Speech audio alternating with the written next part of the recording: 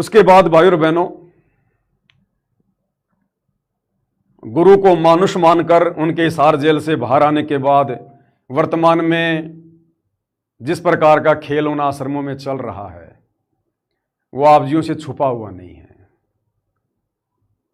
दास social media पर देखता है, गुरुदेव भगवान लोगों को आशीर्वाद देने आते हैं और गुरुजी का परिवार, गुरुजी की पोतियां, गुरुजी के पोते और बड़े बड़े भगत अपने मोबाइल फोन निकाल निकाल के गुरुजी की फोटो खींचते हैं, सेल्फियां ले रहे हैं, हंस रहे हैं।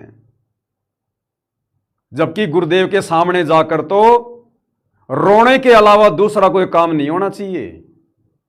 आंखों से आंसुओं की धारा बह निकलनी चाहिए और वहां पर खिलखिलाते हुए मोबाइल निकाल के फोटोएं खींच रहे हैं, सेल्फियां ले रहे हैं। गुरु को मानुष, पहले वो जगत वाले गुरुदेव के लिए गिफ्ट लेकर आते थे। कोई तलवार ला रहा है, कोई हनुमान जी का घोटा ला रहा है, कोई पगड़ी ला रहा है, कोई अन्नपूर्णा मुहिम का कोई बड़ा सा मकान बना के ला रहा है, कोई फोटो बना के ला रहा है। अब उनकी देखा देखी भक्तों ने भी, जिन्होंने नाम उपदेश ले लिया, वो भगत भी गुरुदेव के लिए कागज के खिलौने बना बना के ला रहे हैं। कोई दाढ़ी मूछ वाले कबीर की कागज की फोटो बना के ला रहा है, कोई एक मकान सा बना के ला रहा है, कोई एक झोपड़ी बना के ला रहा है, गुरुदेव भगवान को दे रहे हैं। इन कागज के टुकड़ों से परमात्मा प्रसन्न नहीं होगा। इन टुकड़ों से परमात्मा प्रसन्न नहीं होगा। इतिहास भूल गए भाई बहन, भक्ति से धीरे धीरे दूर भाग रहे भाई बहन। गुरुदेव की वो कदर, वो इज्जत, वो सम्मान भाई बहनों के हृदय में नहीं रहा अब। इसीलिए तो गुरुदेव ने अब सीरियस लेना छोड़ दिया, सीरियस लेना छोड़ दिया। तुम्हारे कागज के टुकड़ों से वो मकान बना के ले जा रहे हो, झोपड़ी बना के ले जा रहे हो, कागज के कार्टून बना के ले जा रहे हो, गुरुजी प्रसन्न होंगे? परमात्मा ने बताया, सतगुरु को क्या दीजिए और देने को कुछ नहीं, सम्मन को साटा किया, सेऊ भेंट चढ़ाई। अरे 650 साल पहले सम्मन ने अपने हाथ से अपने इकलौते बेटे की गर्दन काट के सतगुरु की भेंट चढ़ाई थी। कागज का टुकड़ा नहीं दिया था, कोई कार्टून बना के नहीं दिया था, अपने इकलौते बेटे की गर्दन काट के सतगुरु के चरणों में चढ़ा दी उनकी इज्जत के लिए। उसके बावजूद भी सतगुरु प्रसन्न नहीं हुआ। अगर प्रसन्न हो जाता तो उसी जन्म में सम्मन का मोक्ष हो जाता। तुम्हारे कागज के टुकड़ों से परमात्मा प्रसन्न होगा? जिसने अपना बेटा काट के चढ़ा दिया उससे प्रसन्न नहीं हुआ।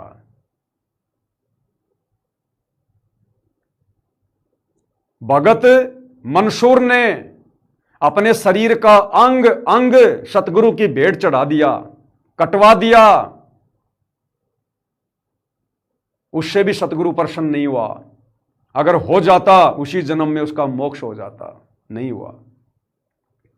तुम्हारे ये कार्टून बना बनाकर इस मोक्ष के प्राइम टाइम में और जगत वालों की देखा देखी और सतगुरु को जाकर दे रहे हो, सतगुरु इससे प्रसन्न होगा? सतगुरु तुम्हारी मर्यादाओं से प्रसन्न होगा, जो मर्यादा तुम भाई बहनों ने 11 साल से अपने पैरों के तले रौंद के रख दी हैं। सतगुरु को परमेश्वर मानकर भक्ति करने से प्रसन्न होगा, जो आप भाई बहन अभी नहीं मान रहे हो। इन चीजों से सतगुरु प्रसन्न नहीं होगा। तुम तो कागज का टुकड़ा दे रहे हो। और गुरुदेव क्या कह रहे हैं? तन मन दिया तो भला किया, सिर का जासी भार, और जो कभी कह मैं दिया, बहुत सही सिर मार। कहते अपने गर्दन काट के चढ़ा दो तो भी सतगुरु प्रसन्न नहीं होगा। शीश उपाड़े भूमि धरे, ऊपर मचके पांव, कबीर का घर शिखर में, तेरी गरज पड़े तो आव। तुम्हारे इन कागज के खिलौने से सतगुरु प्रसन्न होगा? सतगुरु को तो पता है ना, वो तो अंतर्यामी है, आत्मा का आईना उनके सामने रहता है। भले ही परमात्मा जी लीला कर रहे हैं ये कहकर कि भाई तुमने नाम ले रखा है, तुमने नाम ले लिया, अंतर्यामी को तो सब पता है, फिर भी लीला एक आम संत की कर रहा है। मालिक की वाणी है, बिन ही रसना नाम चलत है, निर्वाणी से नेहा, गरीब दास भोडल में दीपक छानी नहीं सनेहा। जिस प्रकार किसी बल्ब के ऊपर कोई मोमजामा लगा दिया जाए, कोई ट्रांसपेरेंट कोई कागज लगा दिया जाए तो बल्ब की रोशनी छुपती नहीं है, उसी प्रकार भगत कितना मर्यादा में है, कितनी भक्ति है, यह सतगुरु से छुपा हुआ नहीं है। तो सतगुरु को तो सब पता है, वो खिलौने देने से प्रसन्न नहीं होगा, वो तो मर्यादा और भक्ति से प्रसन्न होगा। तो भाई और बहनों, मैं तो प्रार्थना कर सकता हूं, विनती कर सकता हूं, हालांकि मेरी बात कोई मानता नहीं, कोई सुनता नहीं, कोई ज़्यादा सीरियस नहीं लेता, क्योंकि हम गुरुद्रोही जो ठहरे, हम तो संगत से निष्कासित हैं, हमारे को तो हर प्रकार से बैन कर रखा है। फिर भी प्रार्थना करना जरूरी है, हमारा कर्तव्य बनता है भक्ति मार्ग से भटके हुए भगत भाई बहनों को समझाने के लिए। तो केवल विनती कर सकते हैं, प्रार्थना कर सकते हैं भाई। इससे ज्यादा कुछ कहेंगे तो अब हमारे लिए उचित नहीं होगा, क्योंकि 11 साल से परमात्मा ने सीना ठोक कर डंके की चोट पर बिना डरे बिना घबराए लोगों ने सब कोशिश कर ली, मार लिया, पीट लिया, मुकदमे करवा दिए, जेल में डलवा दिया, आज भी मुकदमे चल रहे हैं, तारीख भोग रहे हैं, नहीं रुके, नहीं डटे। अब सतगुरुदेव भगवान जेल से बाहर आ गए तो फिर हमारी जिम्मेदारी खत्म हो जाती है, फिर हमारा बोलना, ज्यादा पसीने निकालना फिर थोड़ा शोभा नहीं देता, थोड़ा उचित नहीं लगता। इसलिए दास अब ज्यादा गहराई में जाकर बातें नहीं बताएगा, ना बता रहा है। जिसने जैसा बीज बोया है, अभी तीसरा झटका आना शेष है, वो परिणाम भी सामने आ जाएगा। तब तक साथ संगति से जुड़े भाई बहनों से मैं तो विनती कर सकता हूं, प्रार्थना कर सकता हूं, भाई अपने विश्वास को बना के रखो। वो तीसरा झटका आने में ज्यादा समय नहीं है। गुरुदेव ने क्लियर कर दिया कि आने वाले 4 साल के अंदर अंदर पूरी धरती पर आदि सनातन धर्म स्थापित कर दूंगा। तो साध वचन पलटे नहीं, चाहे पलट जाए ब्रह्मांड, तो होगा वो तो। और होगा कब? पूरी पृथ्वी पर आदि सनातन धर्म, यानी आदि सनातन धर्म का मतलब है जो ज्ञान, जो दीक्षा, जो मर्यादा सतगुरु रामपाल जी के पंथ में है वो पूरे विश्व में लागू हो जाएगी। तो वर्तमान में जिस प्रकार से दुनिया मौज मस्ती में जी रही है, भागादौड़ में जी रही है, इस हिसाब से तो आदि सनातन पंथ स्थापित नहीं हो सकता। तो उसके लिए क्या होगा? 4 साल के अंदर अंदर वो तीसरा झटका आएगा। उस तीसरे झटके में कुछ तो प्राकृतिक आपदा आएंगी, कुछ ये कृत्रिम आपदा आएंगी, युद्ध, महायुद्ध, वायरस वगैरह, कुछ अकाल, बाढ़, भूकंप, जो भी लड़ाई झगड़े जो भी है। तो जनसंख्या ज़्यादातर छट जाएगी, क्योंकि गुरुदेव ने भविष्य मल्लिका का समर्थन कर दिया और भविष्य मल्लिका में साफ साफ लिखा कि पूरे विश्व की जनसंख्या 64 करोड़ रह जाएगी। तो बस उतने लोग बचेंगे, और जो लोग बचेंगे फिर वो या तो ज्ञान से या फिर वो डर के मारे, दूसरा ऑप्शन बचेगा नहीं उनके पास सतगुरु रामपाल जी की शरण में आने के अलावा। तो ऑटोमेटिक ही फिर पूरे विश्व में आदि सनातन धर्म शुरू हो जाएगा। तो 4 साल है, ज्यादा समय नहीं है। जहां आपने 10 साल इंतजार किया, 4 साल कोई ज्यादा नहीं है। और 4 साल भी बहुत ज्यादा हैं। दीक्षा तो परमात्मा उससे पहले दे देंगे, साथ संगति का खुलासा तो उससे पहले ही हो जाएगा। तब तक आप जी धैर्य धारण कर सकते हो। तो भाई आपकी अपनी मौज, आपकी अपनी मर्जी, मैं तो ज्यादा दबाव दूंगा नहीं। भले अभी और इसी समय जाओ और दीक्षा ले लो, मेरा तो कोई नुकसान नहीं है। और दीक्षा लेने में कोई आपका भी नुकसान नहीं है। भाई दीक्षा लोगे तो मंत्र जाप करोगे, भक्ति कमाई बनेगी आपकी। मैं तो मना नहीं करूंगा, ना मैंने पहले किया। तो कुछ एक भगत भाई बहनों के इस प्रकार के मैसेज आ रहे थे, दास को खुलकर नहीं कह पा रहे थे, एक दूसरे के माध्यम से कह रहे थे। नेपाल से भी बहुत सारे भाई बहनों की शंका थी, कमला बहन ने दास को बताया। इंडिया से भी बहुत सारे भाई बहनों की शंका थी, हो सकता वो कह ना पा रहे हों। तो अंदर ही अंदर नहीं घुटना चाहिए भगत ने, ये स्वतंत्र मार्ग है। छल कपट यहां चलेगा नहीं। धोखाधड़ी तुम पवन दास के साथ तो कर सकते हो, लेकिन भगवान के साथ तो नहीं कर सकते, वो तो अंतर्यामी है। तो भाई आप जाकर दीक्षा ले सकते हो। अगर जाकर दीक्षा ले सकते हो तो मैंने आपको समझा दिया है, डायरेक्ट अपने गुरुदेव भगवान से पहले प्रार्थना करना। अरे जब जगत वाले लोगों को जिन्होंने नाम दीक्षा नहीं ली, यदि उनको गुरुदेव से मिलने दिया जा रहा है तो आप लोगों को क्यों नहीं मिलने दिया जाएगा? आप जगत वाले बन के जाओ। और फिर भी आपको रोकें तो बोलो भैया ये बड़े बड़े नेता रहे, इन्होंने कौन सी दीक्षा ले ली। इसका मतलब इन आश्रमों में तो फिर दोगला आचरण हो रहा है, और जहां दोगला आचरण है फिर वहां से दीक्षा लेकर तुम कौन सा फिर दृढ़ होकर भक्ति करोगे? तुम भी दोगली भक्ति करोगे फिर। तो ये कॉमन सेंस की बातें हैं, आप जी देख लेना। बाकी कबीर सागर से आपको दिखा दिया है। अभी तक तो गुरुदेव ने किसी को डीवीडी से दीक्षा देने के लिए आदेशित किया नहीं है। अगर किसी को आज्ञा दी है तो उसको सामने खड़ा कर दो और उससे जाकर दीक्षा ले लो, नो प्रॉब्लम। तो आप भाई बहनों के विश्वास के लिए हर प्रकार से परमात्मा ने सारे प्रमाण दिलवा दिए हैं। बाकी सात संगतियों का कार्य अपना लगातार जारी है। ज्यादा हेडेक किसी ने लेनी नहीं, ज्यादा टेंशन किसी ने लेनी नहीं है। सबको सारी भक्ति क्रियाओं के बारे में अच्छे से पता है। परमेश्वर की क्या लीला चल रही है ये भी आप सबको पता है। मिशन गुरुदेव का खत्म हो चुका है ये भी आपको पता है।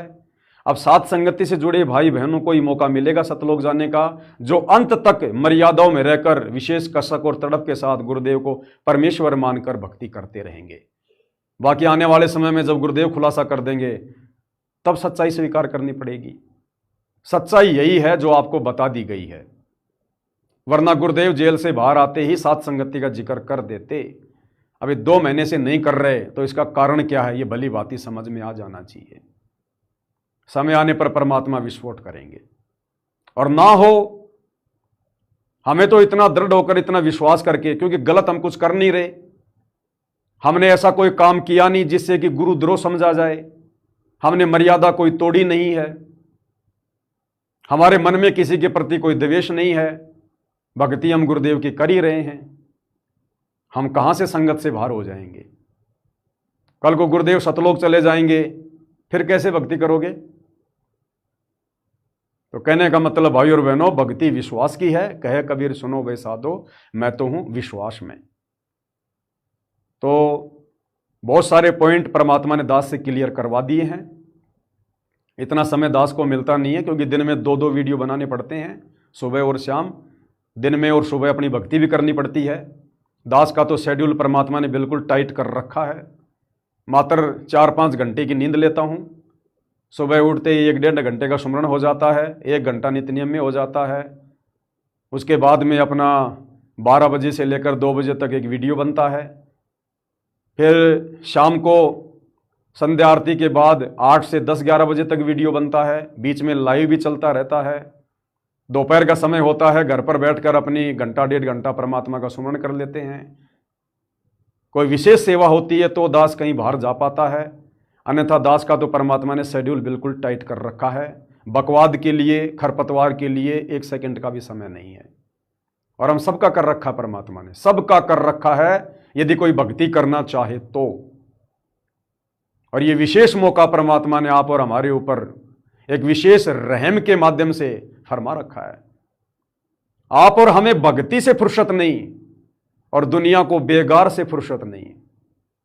दुनिया को बेगार से फुर्सत नहीं। कोई गौशाला बनाने में लग रहा है, कोई धर्मशाला बनाने में लग रहा है, कोई स्टेडियम बनाने में लग रहा है, कोई मोटर पाइप बांटने में बिजी है। ना कभी उनकी ढंग से आरती होती, ना कभी वो सुमरण करते पूरे, ना कभी वो सत्संग सुनते, ना कोई ज्ञान चर्चा होती। और आप और हमें 24 घंटे परमात्मा ने टाइट कर रखा है। क्यों? क्योंकि परमेश्वर ने साध संगति से ही अपने हीरे मोती लालों की छटनी करनी है।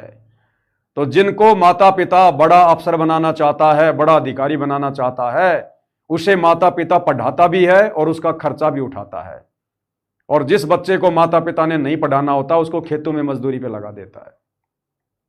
तो भाई और बहनों, समझदार को संकेत ही काफी है। बाकी पवित्र पुस्तक ज्ञान गंगा के ऊपर वीडियो बनाने की श्रृंखला जारी है।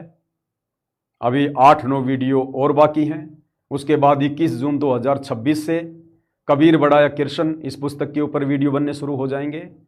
आगे परमात्मा जैसी जैसी दास को आज्ञा देते रहेंगे, सेवा फरमाते रहेंगे। दास तो परमात्मा का भिखारी है, कुत्ता है, परमात्मा से रो रो के भीख मांगता है। तब कहीं जाकर परमात्मा सेवा का टुकड़ा डालते हैं दास को, ताकि दास की भक्ति बनी रहे, दास भक्ति मार्ग पर टिका रहे। वरना खाली दिमाग शैतान का घर, कब क्या बकवाद कर दे यहाँ किसी का कोई भरोसा नहीं है। तो भाइयों और बहनों, परमेश्वर के चरणों में लगे रहो, दृढ़ता के साथ में बने रहो। परमात्मा है तो सब कुछ है, और जिस दिन परमात्मा का पंजा सिर से हट गया, जैसे लाखों भगत भाई बहनों के सिर से हट चुका है, वो आज देख लो किस प्रकार से बेगार करने में व्यस्त हैं। तो इतना कहूँगा, इससे ज़्यादा कहने को कुछ नहीं है। आगे परमात्मा प्रेरणा करेंगे, संदेश देते रहूँगा। तब तक गुरुदेव भगवान हम सबको आज्ञा दें, आशीर्वाद दें, सद्बुद्धि दें, हमारा मार्गदर्शन करें, हमें भ्रमने भटकने से बचाएं। बंदी छोड़ सतगुरु रामपाल जी परमेश्वर जी की जय हो।